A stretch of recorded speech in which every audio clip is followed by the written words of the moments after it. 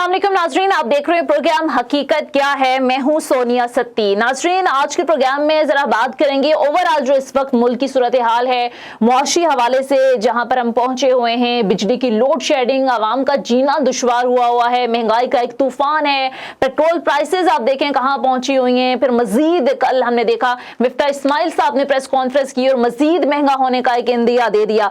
सूरत हाल किस तरफ जा रही है, आज जरा ओवरऑल हम मुल्क की जो मुआशी सूरत हाल है, ओवरऑल मुश्किलात हैं, उनका एनालिसिस करेंगे और इस सब का जिम्मेदार आखिर कौन है।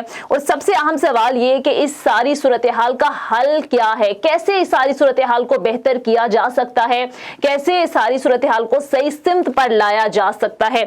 यही वो इशूज हैं जिन पर आज हम प्रोग्राम में डिस्कशन करेंगे। और प्रोग्राम में हमारे साथ मौजूद हैं सीनियर एनालिस्ट मुबशिर बुखारी साहब, इसके साथ साथ पाकिस्तान तहरीक इंसाफ के रहनुमा हैं मलिक यासिर अवान हमारे साथ स्टूडियोज में मौजूद हैं। मुबशिर बुखारी साहब, बहुत शुक्रिया आपके वक्त का भी सर, और यासिर आपका भी बहुत शुक्रिया।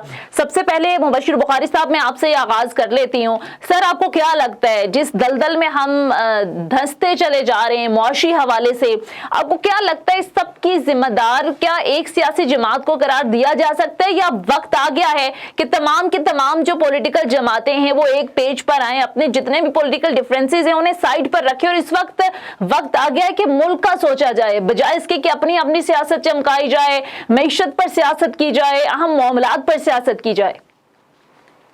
जी बहुत शुक्रिया सोनिया। देखिए, किसी एक पे हम जिम्मेदारी किसी एक को जिम्मेदार नहीं ठहराया जा सकता जब पाकिस्तान की सूरत हाल जा रही है, क्योंकि ऐसी इकोनॉमी जो डिपेंडेंट होती है फॉरेन एड्स पे, फॉरेन लोन्स पे, उसमें इस तरह के जो प्लंजेस हैं और सडन उनका गिरना, और वो भी स्पेशली जब आपकी पोलिटिकल इंस्टेबिलिटी बढ़ जाए।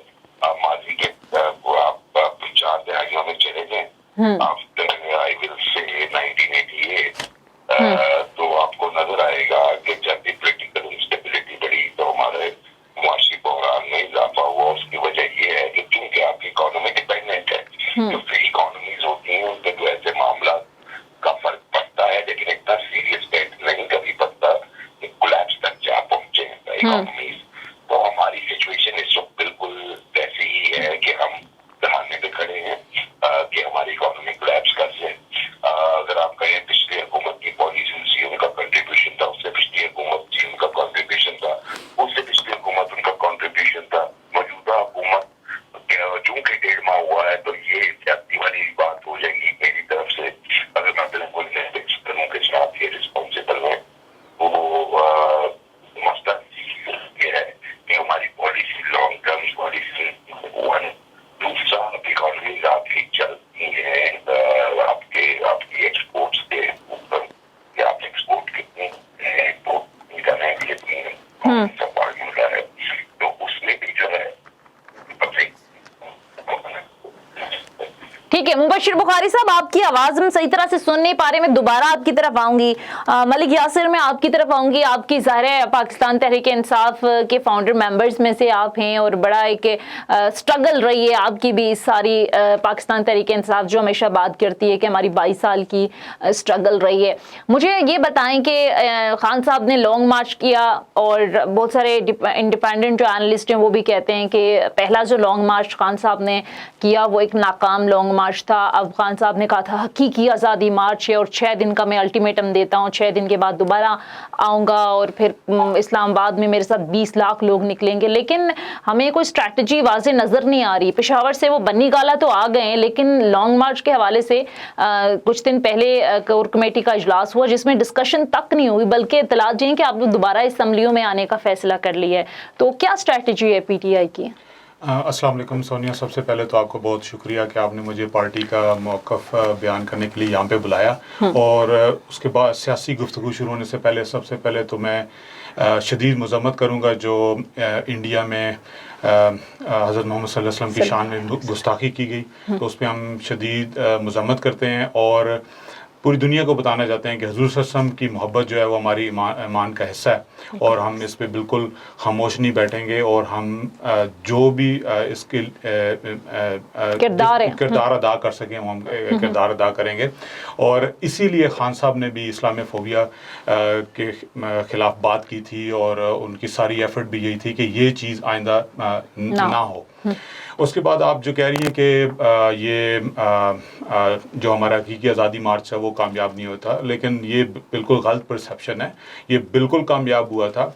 अगर ये कहते हैं कि जी लोग नहीं निकले, आप ये सारी रुकावटें हटाएं तो आपको पता चले कि लोग निकलते कि नहीं है। अब केपीके की तरफ कोई रुकावट नहीं थी, कितने लोग वहाँ से निकले, लेकिन यहाँ पे जो हमारे पार्टी का जो एक अकेला वर्कर था जो हमारी किसी मीटिंग में भी आता था, पुलिस उसके घर में भी गई है। और आपको पता है कि आपके घर भी गई है? जी, मेरे घर पे भी गई है। हमें गिरफ्तार भी किया गया है। अच्छा, आप भी गिरफ्तार होने वालों में से? जी, मैं भी गिरफ्तार होने वालों में से हूँ। हालांकि हमारी पूरी कोशिश थी कि हम पुलिस से बचते बचाते हम इस्लामाबाद पहुंचे, लेकिन जगह जगह पे रुकावटें थी, जगह जगह पे इंटेलिजेंस के बंदे थे, और पुलिस की भारी नफरी जो है वो हर ज़िले में पहुंचाई गई थी। और उससे लॉन्ग मार्च से एक रात पहले ही लोगों के घरों में उन्होंने छापे मारे। चादर चारदीवारी का तकद्दुस पामाल हुआ, बिल्कुल, नो डाउट। हमारे एक वर्कर के घर, उसका घर का सारा सामान तोड़ दिया गया, उसकी गाड़ी तोड़ दी गई, इस तरह की मतलब चीज़ें हुई। तो मैं ये कहता हूँ कि अगर ये कहते हैं ना कि खान साहब के पीछे अवाम नहीं है, तो ये रास्ते खोलें और फिर देखें कितनी अवाम आती है। नहीं, लेकिन लोग आप कह रहे हैं कि आए भी हैं, केपी से एक बड़ा काफिला खान साहब के साथ आया भी है, तो फिर एकदम से उन्होंने ये अनाउंस कर दिया कि आप लोग अपने घरों को जाएं, आप 6 दिन का अल्टीमेटम देते हैं, फिर 6 दिन बाद नजर नहीं आया आप लोग? नहीं, देखें वो, क्योंकि आप देखें ना जिस तरह इन्होंने इधर औरतों पे बच्चों पे तशद्दुद किया और आंसू गैस इतनी मतलब इस्तेमाल की, इवन घरों में जो साथ जो आबादी थी उनके घरों तक आंसू गैस वो गई। तो इसलिए खान साहब तो वो लीडर हैं जो कभी भी नहीं चाहते कि किसी किस्म का तसादम हो और हम किसी जलाओ घिराओ वाली सियासत की तरफ जाएं। तो अब नहीं निकलेंगे फिर खान साहब? नहीं, वो हम देखें ना, हम अदालत से रुजू हमने किया है कि ये क्यों ऐसा किया, जब हमें इजाज़त दी गई थी तो फिर हमारे क्यों रास्ते बंद किए गए। तो हम अदालत का वेट करेंगे, लेकिन ये एक बात तय है कि हम उस वक्त तक आराम से नहीं बैठेंगे जब तक ये इम्पोर्टेड हुकूमत घर नहीं जाती। ठीक है, आपका स्टांस आ गया है कि आपने उस वक्त तक घर नहीं जाना जब तक कि इस गवर्नमेंट को घर नहीं भेजेंगे। अच्छा, आपका ताल्लुक चकवाल से, थोड़े से आपके इलाके की सियासत की बात करें तो क्या मसाइल हैं और कितने पुराज़्म हैं आप उन मसाइल को हल करने के लिए? और एक परसेप्शन आपके बारे में ये भी है कि आप कनाडा में रहते हैं, जब आपको मौका मिला था तो फिर आप कनाडा चले गए थे, तो ये सारी कहानी, ये परसेप्शन क्यों है आपके बारे में? और क्या आपने सियासत को खैरबाद करके या मायूस होकर चले गए थे, या फिर कुछ और माइंडसेट था? नहीं, मैं कभी भी मायूस नहीं हुआ, क्योंकि हमारा लीडर ही कहता है कि आपने कभी मायूस नहीं होना, और इस्लाम में मायूसी गुनाह है, तो वो तो हम अल्हम्दुलिल्लाह मैं कभी भी मायूस नहीं हुआ। एक स्ट्रगल हमेशा जारी रखी है, और उसमें ये था कि जब भी खान साहब ने जिस तरह का ऑर्डर दिया, उन्होंने कहा है कि इधर हल्के में आके काम करो, मैंने हल्के में आके काम किया। खान साहब ने कहा कि नमल के लिए काम करो, मैंने नमल यूनिवर्सिटी जो मियांवाली में उसके लिए काम किया, one of the director in Canada, तो उधर काम किया। उसके अलावा खान साहब के साथ इंटरनेशनल ट्रैवलिंग की, गवर्नर्स गए उनके साथ की, सेनेटर गए उनके साथ ट्रैवलिंग की, तो जो भी खान साहब ने कहा मैंने उसके मुताबिक काम किया।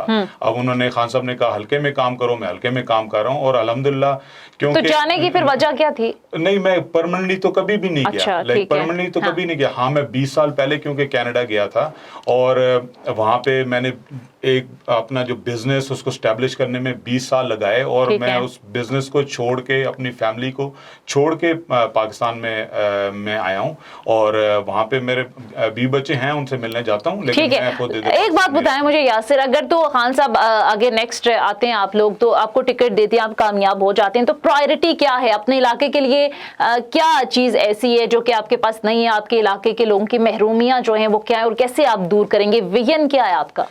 सबसे पहले तो जो मैं जिस चीज़ को मैं ख़त्म करना चाहता हूँ वो इस रवायती सियासत को ख़त्म करना चाहता हूँ, क्योंकि रवायती सियासतदान क्या करता है कि वो जब भी उसके पास फंड्स आते हैं तो वो पॉलिटिकल बेसिस पे फंड्स लगाता है, और अपने मंजूर नज़र लोगों को फंड्स देता है। उसके अलावा जो थाना कचहरी की सियासत की जाती है, अपने सियासी मुखालफिन को दबाया जाता है, तो वो मैं उस सियासत के ख़िलाफ़ हूँ। मैं कहता हूँ कि जब भी अल्लाह ताला ने मौका दिया तो इंशाल्लाह मैं अपने इलाके के लिए प्रायोरिटी बेस पे और नॉन पॉलिटिकल बेसिस पे काम करूँगा और अपने इलाके के मसाइल को ज़्यादा से ज़्यादा अपने आला क़यादत तक पहुँचाऊँगा, वज़ीर आज़म साहब तक पहुँचाऊँगा और उनको हल कराने की कोशिश करूँगा। ठीक है, तो आपको क्या लगता है अब जो आपका मुतालबा है, खान साहब जो बार बार कह रहे हैं कि सूरत हाल अर्ली इलेक्शन की तरफ जानी चाहिए वरना हम हुकूमत को तस्लीम नहीं करेंगे, तब तक चैन से नहीं बैठेंगे। ऑलरेडी हम देख रहे हैं कि एक सियासी अदम इस्तेहकाम का माहौल है, मईशत संभल नहीं रही, डॉलर कहाँ पहुंचा हुआ है। तो आपको नहीं लगता कि मुल्क की मुफाद की खातिर ही जब बार बार प्राइम मिनिस्टर कह रहे हैं, वज़ीर आज़म शहबाज शरीफ कह रहे हैं कि इस वक्त मुल्क का तकाजा है कि ये इस वक्त मुआशी हवाले से जिस नहज पर हम पहुंच चुके हैं,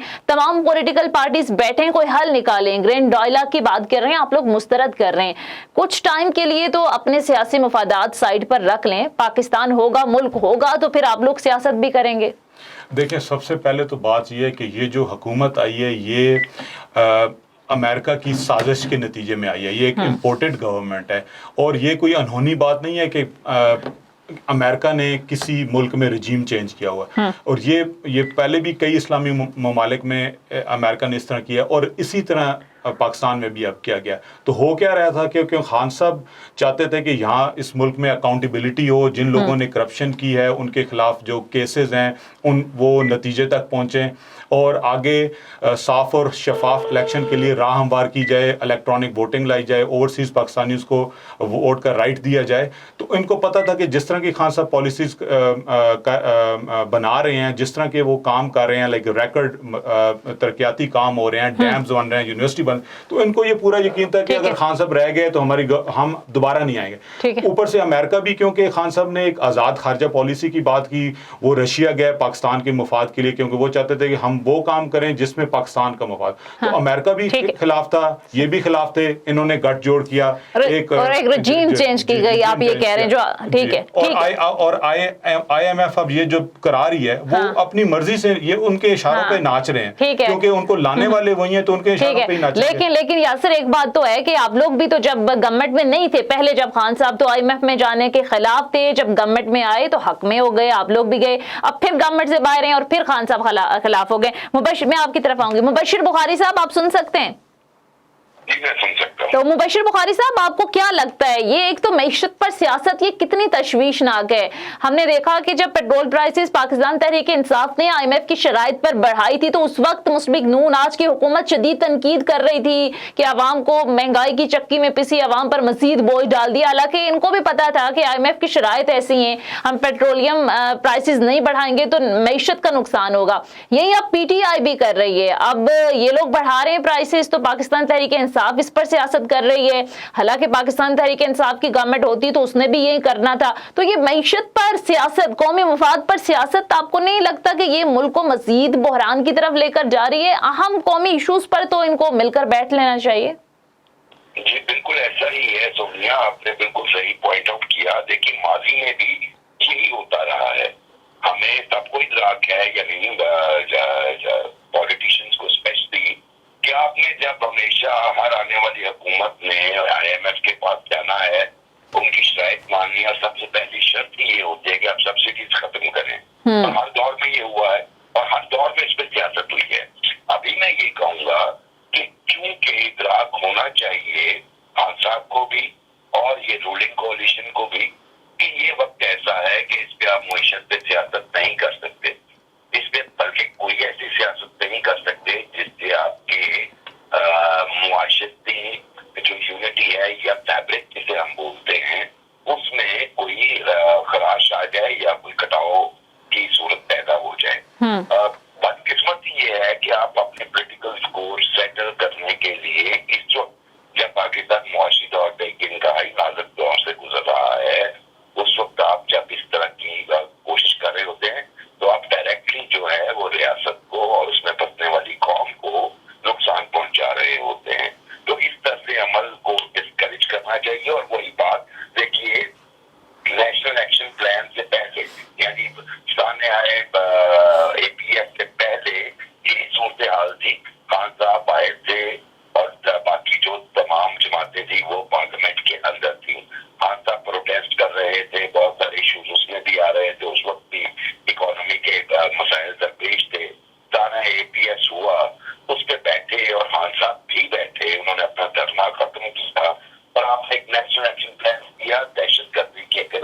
जो कि कामयाब भी हो गया। और अगर जे हम दहशतगर्दी के को रोकने में उस तरीके से तो कामयाब नहीं हुए, लेकिन अगर आप वाज़े तौर पे देखें तो उसके इम्पैक्ट अपनी जगह पे नेशनल एक्शन बिल्कुल, यस, हाँ, अभी भी वही वक्त है। अब आप ये सोचिए कि हमारे यहाँ इस वक्त हमें मुआशी इमरजेंसी का सामना है और उसको काउंटर करने के लिए कौमी इत्तेहाद की जरूरत है, बिल्कुल, पॉलिटिकल कंसेंसस की जरूरत है। और मेरा ख्याल है कि खान साहब को चूंकि पॉपुलर लीडर है, एक बड़ी जमात के रहनुमा है, उनको इनिशिएटिव लेना चाहिए। और उन्हें अभी बात मेरे भाई कर रहे थे एक फ्री फॉरेन पॉलिसी की, तो मैं तो थोड़ी सी रिकॉर्ड की दुरुस्ती के लिए ये करना चाहूंगा। ये पहली दफे नहीं हुआ, माजी में भी आपको याद होगा कि तमाम तर अमरीकी प्रेशर के बावजूद आसिफ जरदारी ने ईरान के साथ जो पाइपलाइन मुआहदा किया था, जो अभी फिर बाद में मुकम्मल नहीं हुआ, वो सामने ही है सबके। तो ये जो भी प्लान आता है उनकी ठीक है, कौम को सर्व करने की नीयत में शक नहीं करना चाहिए। इनके लिए बड़ा आसान होता है, खान साहब के लिए बड़ा आसान होता ठीक है, इतनी तकदों की बजाय वो इंग्लैंड में जाकर अपने बच्चों के साथ जिंदगी बिल्कुल, लेकिन वो अवाम में मौजूद हैं और एक स्ट्रगल कर रहे हैं। हमारी रूलिंग एलिट के लिए बहुत आसान काम होता है, अगर वो बाहर जाके जिंदगी गुजारते अच्छी बातें कहते हैं, बिल्कुल, यहाँ पे क्यों वो क्रिटिसिज्म बर्दाश्त करते हैं, चीजें काटते हैं, उसकी वजह कि वो सर्व करना चाहते हैं। तो जैसे गुडविल इस वक्त आपको देना चाहिए। हाँ, लेकिन मुबशिर साहब, ये हमारी पॉलिटिकल एलीट इतनी कुछ शिफाफ भी नहीं है कि आराम से जाकर बैठ जाए। सर, सबके तो अपने अपने मुफादात होते हैं और सर कुर्सी अजीज किसको नहीं है, ये सब कुर्सी और ताकत की बात है, आवाम का तो ये कम ही सोचते हैं। बहरहाल मैं आपकी तरफ दोबारा आऊंगी। मुझे बताएं यासिर के अब खान साहब जो बार बार कह रहे हैं कि महंगाई है, आप लोगों की पूरी जो जमात है और लीडर्स बार बार प्रेस कॉन्फ्रेंसेस करते हैं कि पेट्रोल इतना बढ़ा दिया, ये आवाम पर आपने क्या जुल्म ढा लिया। अगर आपकी गवर्नमेंट होती तो पेट्रोल प्राइसेस जब वहां पर इंटरनेशनली 80-90 रुपए फी बैरल मिल रही थी, तो उस वक्त तो आप लोग बड़ा डिफेंड कर रहे थे। वो खान साहब के बल्कि ऑन रिकॉर्ड बयानात भी मौजूद हैं कि चूंकि इंटरनेशनली पेट्रोल महंगा हो गया इसलिए हम कीमतें बढ़ा रहे हैं। अभी तो ये ज्यादा महंगा हो गया, इंटरनेशनली जो कीमतें हैं वो 120-130 पर चली गई हैं। तो अगर आपकी जमात होती तो आप कैसे इसको पेट्रोल प्राइसेस कम करते या महंगाई को रोकने के लिए क्या प्लान लाते आप?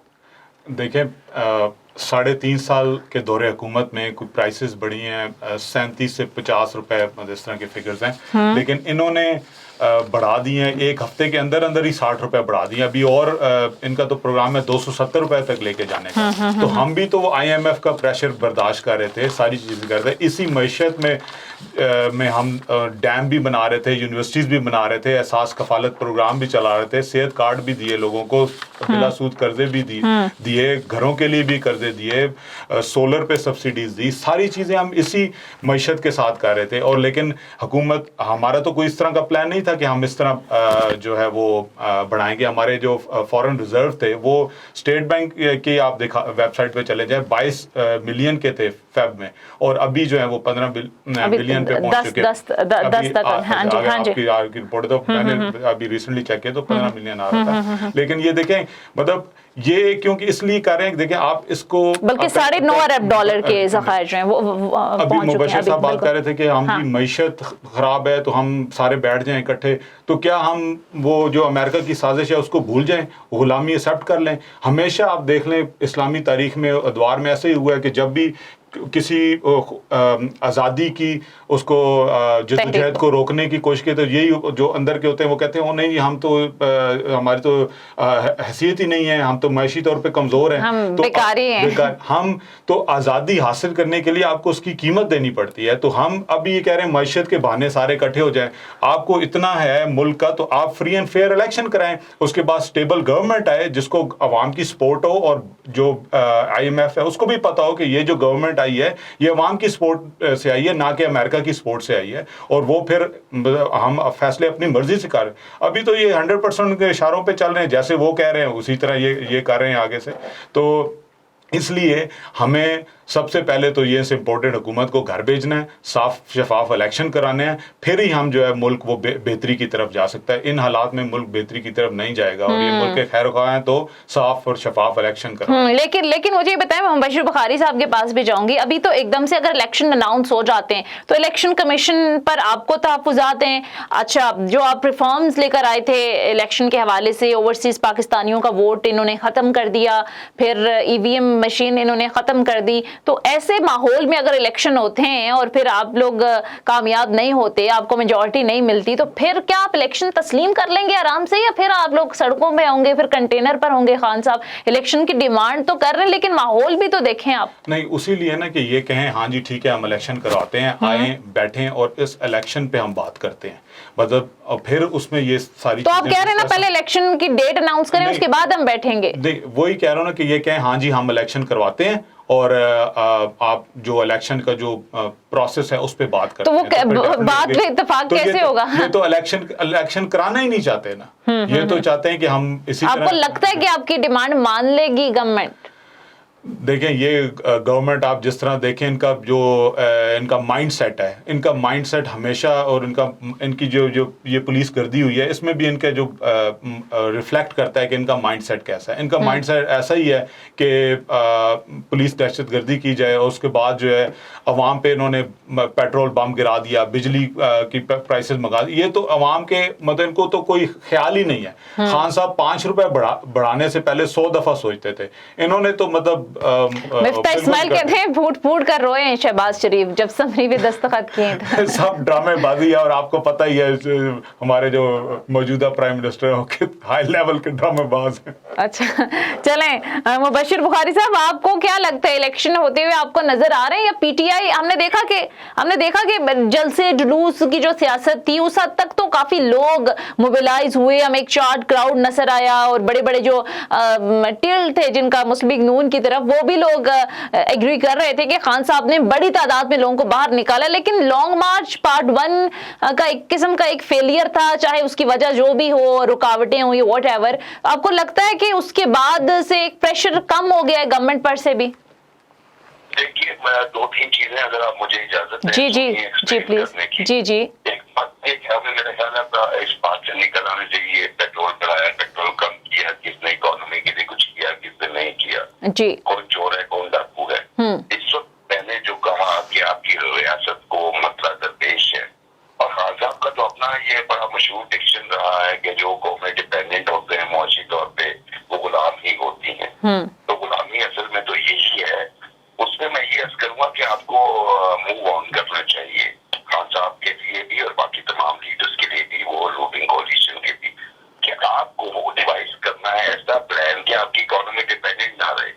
इसीलिए मैं जाती तौर पे इस आइडिया को सपोर्ट करता हूँ, और ये आइडिया शहबाज शरीफ साहब ने तो ले दिया, लेकिन हमारे इंटेलिजेंसिया ये काफी अर्से से लिख रहा है कि चार्टर ऑफ इकोनॉमी होना चाहिए और उसमें कुछ ऐसी पॉलिसीज के ऊपर आप कंसेंसस प्लान करें कि वो कंटिन्यू करें। एक बात तो ये होगी, तो मेरा ख्याल है अब ये मौका नहीं है कि आप कहें कि पेट्रोल कम हो गया, पेट्रोल ज्यादा हो गया, बिजली कम हो गई, बिजली ज्यादा हो गई। ठीक है, बहुत बहुत शुक्रिया। मुबशिर बुखारी साहब प्रोग्राम में हमारे साथ मौजूद थे। इसके साथ साथ पाकिस्तान तहरीक इंसाफ के रहनुमा यासिर अवान साहब भी प्रोग्राम में हमारे साथ मौजूद थे। नाज़रीन, ये था हमारा आज का प्रोग्राम। फीडबैक जरूर दीजिएगा। इस वक्त जो ओवरऑल मुल्क की सियासी सूरत हाल थी, इस पर हमने कोशिश की कि एक ब्रीफ एनालिसिस लिया जाए, और लगता यह है कि इस वक्त जो तमाम के तमाम पॉलिटिकल जमातें हैं, चाहे वो पाकिस्तान तहरीक इंसाफ हो या फिर रूलिंग हमारी जितनी भी जमातें हैं, 12-13 जमातों ने मिलकर गवर्नमेंट बनाई है, किसी का भी इंटरेस्ट मुल्की मुफाद के लिए नहीं है, बल्कि सब लोग अपनी अपनी सियासत में लगे हुए हैं। मुल्की मुफाद के बारे में अगर नहीं सोचेंगे तो फिर मामलात जो हैं वो बिगड़ते ही जाएंगे, क्योंकि मुआशी हवाले से इस वक्त जिस नहज पर हम पहुंच चुके हैं, जिस स्टेज पर हम पहुंच चुके हैं, उससे मुश्किल और उससे वापसी का रास्ता सिर्फ उसी सूरत होगा जब तमाम के तमाम स्टेक होल्डर्स मिलकर बैठेंगे, IMF के चुंगल से हम छुटकारा हासिल करेंगे और फिर हम कोई हल निकालेंगे कि कैसे अपनी मैशत को पांव पर खड़ा कर कर सकते हैं, क्योंकि मईशत इस वक्त इस मुल्क का सबसे बड़ा मसला है जो कि डायरेक्टली लिंक्ड है ज़ाहिर है पाकिस्तान की सॉवरेनिटी के हवाले से। जब हम बात करते हैं तो मईशत एक बहुत अहम मसला है जिस पर ज़ाहिर है पाकिस्तान की जो स्टैब्लिशमेंट है वो भी बड़ा वाज़े तौर पर कह चुके हैं कि मईशत जो है वो मुल्क का सबसे बड़ा मसला है, उस पर तवज्जो होनी चाहिए। फिर तमाम जो पॉलिटिकल पार्टीज हैं वो बात तो करती हैं, लेकिन अमली तौर पर इस पर हम देख रहे हैं कि कोई भी जो कदम उठाने के लिए तैयार नहीं है, चाहे पाकिस्तान तहरीक इंसाफ हो चाहे दीगर जमातें। तो हम उम्मीद करते हैं कि ये जो सियासी जमातें हैं वो कुछ लम्हे के लिए जरा अपने मुफादात से अपनी अना को ख़त्म करके, जो खान साहब ने इस वक्त आसमान की बुलंदियों पर रखी हुई और कहा कि मैं किसी सूरत ना इस हुकूमत से बात करूंगा, ना ही वो ये कह रहे हैं कि मैं किसी मसले पर इनके साथ बैठूंगा और वो अपने मुतालबात जो हैं वो सामने रख रहे हैं। हालांकि हमने देखा कि शहबाज शरीफ साहब से लाख इख्तलाफात हों, जब शहबाज शरीफ साहब अपोजिशन में थे तो उन्होंने दावत दी थी उस वक्त की जो गवर्नमेंट है PTI के चार्टर ऑफ इकोनॉमी किया जाए, यानी जो मईशत पर तमाम जमातें मिलकर कोई इसका हल निकालें। उस वक्त भी खान साहब ने रिजेक्ट किया था, मुस्तरद किया था। उन्होंने कहा था कि चोर हैं, ये डाकू हैं, ये लुटेरे हैं, हम इनके साथ नहीं बैठेंगे। अब सूरत हाल नाज़रीन ये है कि शहबाज शरीफ साहब वज़ीर आज़म हैं और पाकिस्तान तहरीक इंसाफ अपोजिशन में आ गई है। अभी वज़ीर आज़म होने के बावजूद भी शहबाज शरीफ ने कहा ग्रैंड डायलॉग करते हैं, मुल्क को कैसे इस अंधेरे से निकालना है। इस पर भी खान साहब ने यह कहकर मुस्तरद कर दिया कि पहले हमारे मुतालबात माने, उसके बाद हम डायलॉग करेंगे। तो जनाब देखते हैं आने वाले वक्तों में ये जो हुकूमत है वो कैसे मईशत को सहारा देती है। फिलहाल तो बजट आने वाला है, ऐसा कोई पुरुमीद सूरत हाल लग नहीं रही कि आवाम को कोई रिलीफ मिलेगा। उल्टा IMF की शराइत के मुताबिक मजीद टैक्सेस बढ़ेंगे, महंगाई मजीद बढ़ेगी, लेकिन अल्टीमेटली जो बोझ है वो आवाम पर ही आना है। देखना यह है कि सूरत हाल जो है वो किस तरह से मुल्क की बेहतरी के लिए जो मौजूदा गवर्नमेंट है वो क्या लाहेमल बनाती है। चाहे अपोजिशन जो भी कहती है, अल्टीमेटली ब्लेम जो है वो गवर्नमेंट पर ही जाना है। आगे इलेक्शन ईयर का साल है, इन लोगों ने इलेक्शन में भी जाना है, तो कोई पॉपुलर फैसले, अवामी मुफाद के फैसले भी इस हुकूमत को करने होंगे ताकि इलेक्शन में जाकर आवाम को बता सकें कि जनाब ये थी हमारी परफॉर्मेंस, हमने पाकिस्तान तहरीक इंसाफ पर तनकीद की और जवाब ये रखा कि महंगाई थी इसलिए हमने जो तहरीक अदम एतमाद है वो हम लेकर आए, खान साहब की हुकूमत को चलता किया और फिर हम मनसब पर बैठे और हमने आपके लिए क्या किया वो हम अब देखना ये है कि जब वो इलेक्शन में आवाम के पास जाएंगे वोट मांगने तो उनके पास आवाम को देने के लिए कुछ होगा या नहीं। बहरहाल ये था हमारा आज का प्रोग्राम। फीडबैक जरूर दीजिएगा। अगले प्रोग्राम तक इजाजत दीजिए। खुदा हाफिज।